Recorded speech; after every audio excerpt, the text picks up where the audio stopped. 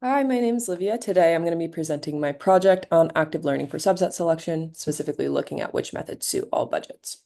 So in machine learning, we start with labeled data, then use that labeled data to train a machine learning model, and eventually deploy that in the real world to make predictions on unlabeled data. So we want our predictions to be as good as possible. And in data-centric machine learning, we focus on the first part of this workflow.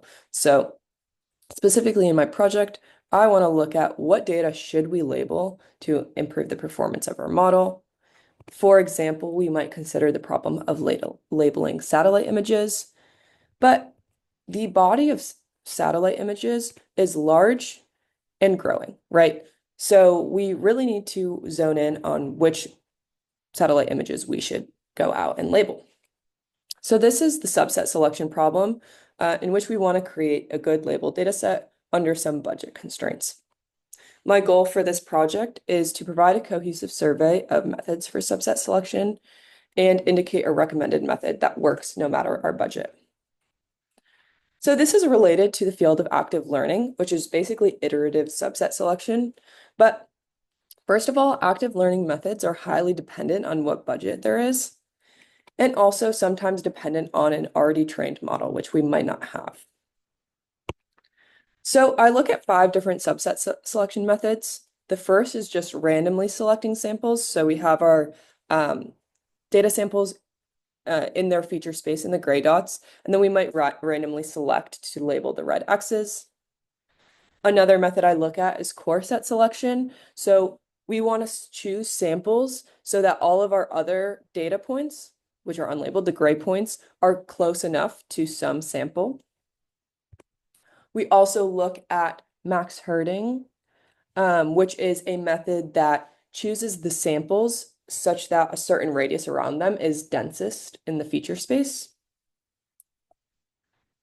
Another method I look at is TipeClust, which it clusters the feature space into a number of clusters related to your budget, and then chooses the most typical examples from those clusters.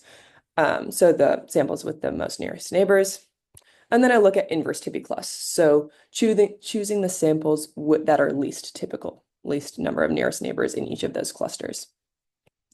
So the process of my experiments involves first generating these embeddings to see the feature space with SimCLR. If you're not familiar with that, it's just a self-supervised contrastive learning representation generation. I do this on just one data set, CIFAR10, in the interest of time. Then I sample with respect to the budget. So this is highly dependent on what the feature space looks like. So I generate these embeddings with 3 different random seeds. And then I train a model, and specifically I look at 3 models, an MLP, a ResNet 18, and a small vision transformer.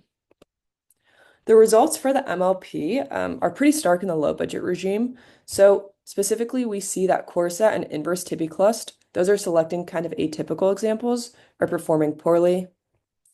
Whereas if we zoom in on the higher budget regime, we see that all methods perform kind of similarly, but there's a preference towards the method of max herding.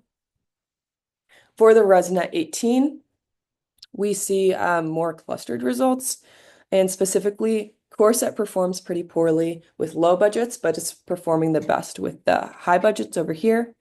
TipeClust performs best with the low budgets, but worst with the high budgets. But max herding is pretty reliable throughout, minus this little deviation here. Lastly, the results for the vision transformer.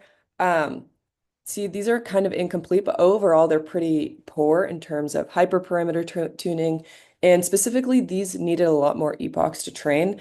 But just in the interest of time and energy, this could not be feasibly done for the scope of this project. So these results are inconclusive, and we just need better hyperparameter tuning.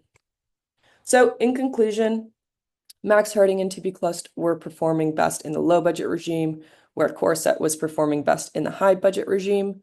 But overall, max herding seemed like a pretty reliable method. But our true conclusion is that we just need more experiments. So we only did this on one data set, limited to 3 models, and also limited time for hyperparameter tuning. Thank you for listening.